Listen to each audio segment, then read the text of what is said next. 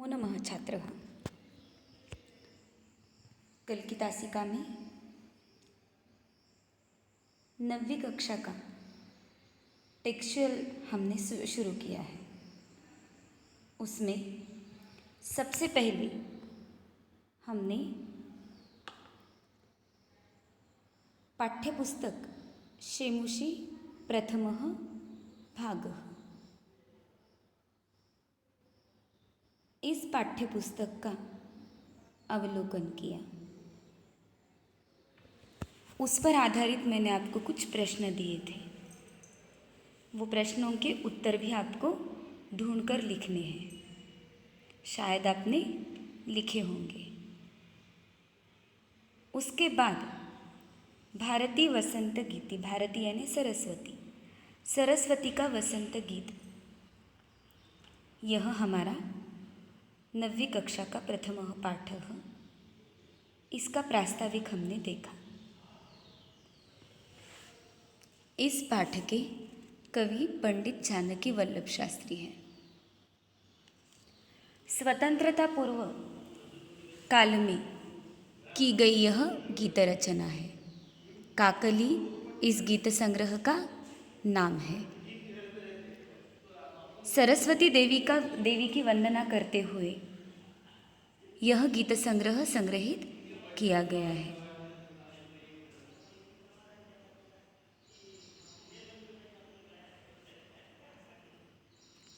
आज के तासिका में हम यह पाठ, इसके पद्यांश देखेंगे।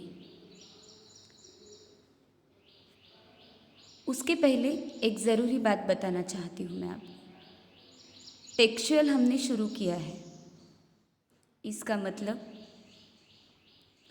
कंपलसरी सारे पाठों के नोट्स हमारे पास होने चाहिए। अब इस पाठ के हर पद्य का अन्वय, शब्दार्थ, सरलार्थ मैं यहाँ दे रही हूँ। लेकिन यह सरलार्थ जो है यानी भावार्थ, खुद की भाषा में लिखा गया पद्य का अर्थ, वो आप खुद पद्य समझकर लिखोगे।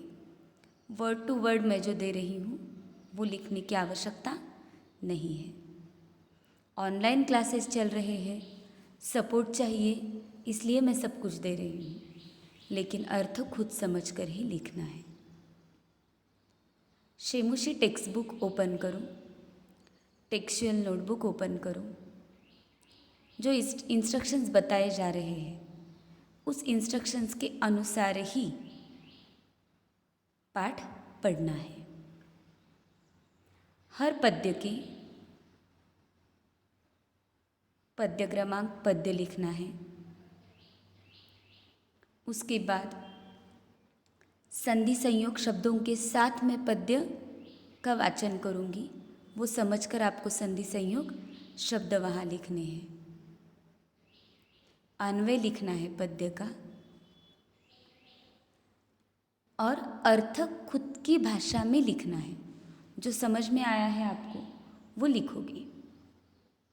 और एक ज़रूरी बात, ध्यान में नहीं रहती तो सारी बातें लिख कर ले लो कि करना क्या है।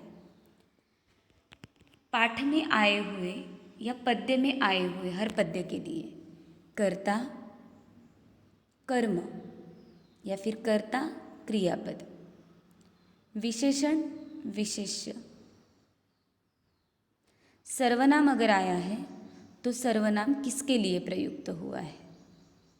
कौन सी बातें? कर्ता, क्रियापद, विशेषण, विशेष्य, संधि संयोग शब्द तो लिखने ही है, और सर्वनाम अगर आया है तो सर्वनाम किस कर्ता के लिए प्रयुक्त हुआ है। ये सारी बातें हर पद्य के सरलार्थ के बाद आपको लिखनी है।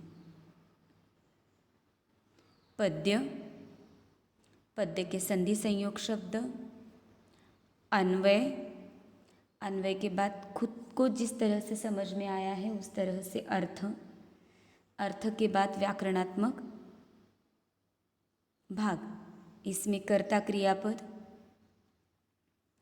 विशेषण, विशेष्य, सर्वनाम किसके लिए प्रयुक्त हुआ है। ये 3 बातें हर पद्य के लिए लिखी जानी चाहिए। अब देखते हैं पद्य क्रमांक 1। सबसे पहले आपको इसकी रीडिंग करनी है। रीडिंग के लिए आपको टाइम दे रही हूँ मैं। पद्य रीड करो।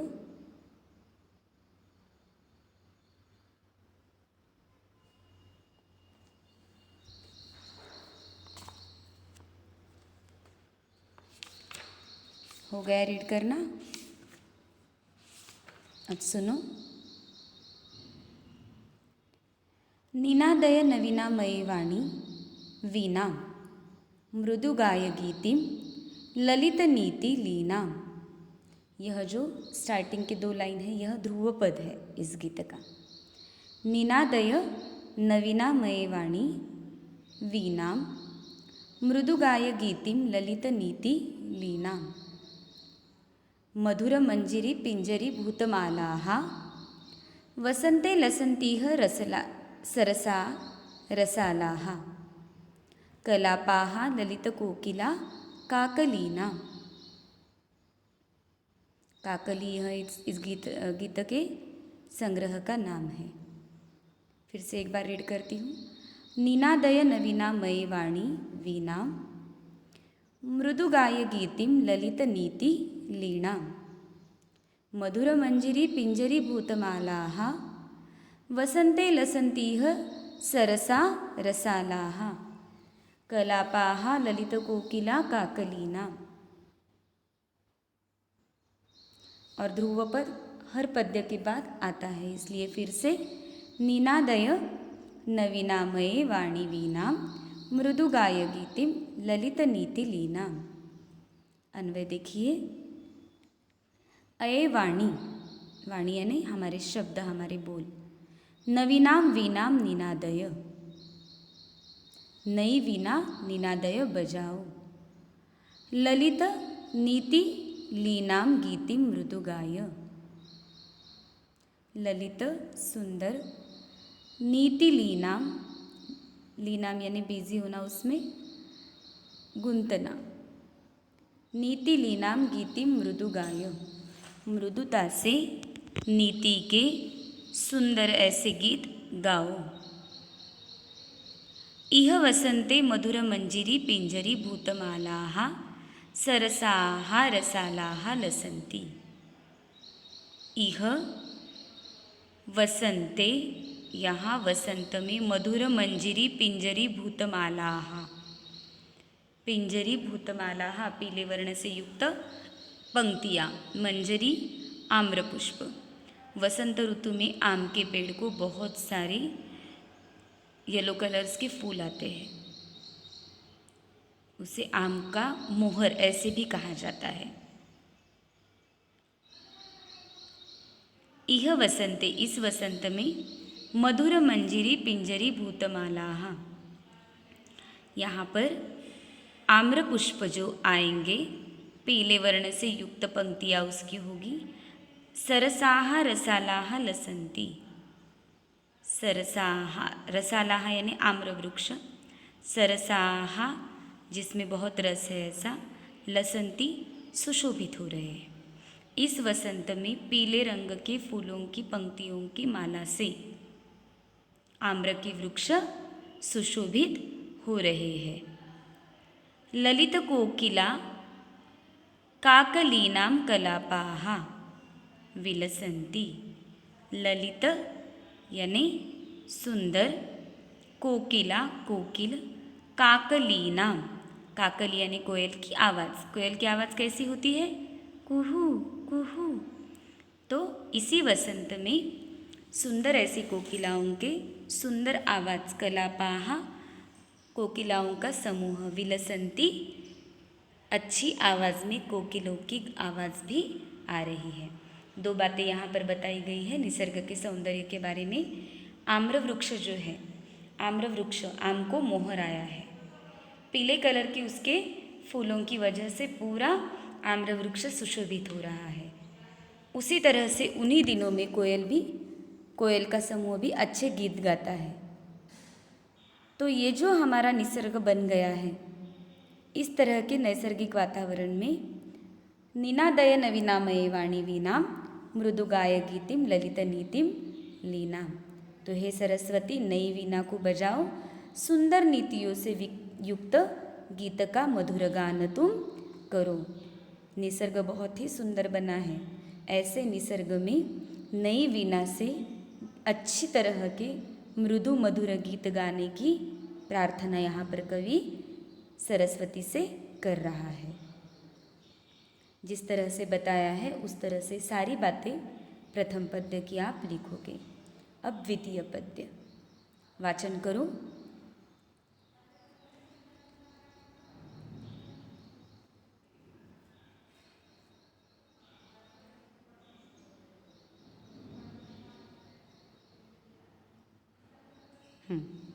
सुनो।